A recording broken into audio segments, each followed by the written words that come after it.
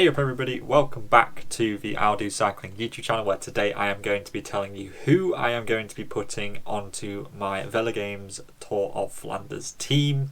So to start off with, I am going to be picking Matej van der Poel because he is the favourite for this race and his consistency in this race is kind of insane. When he finished second last time and then first, and I think he finished fourth like a few years ago.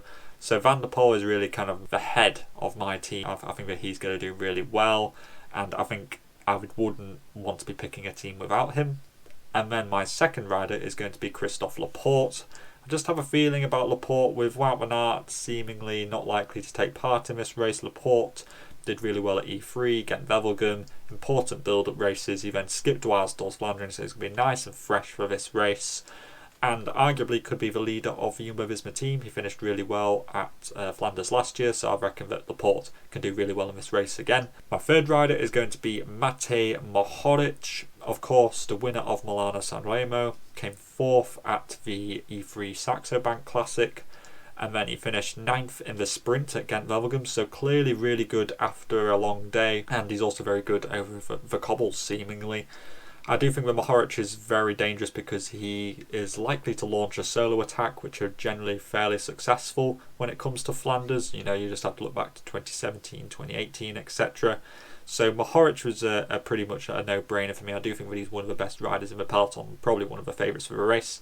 My fourth rider is going to be Victor Campagnat, mainly because A, he's cheap at 10, and B, he looked really good at Ronde Vlaanderen.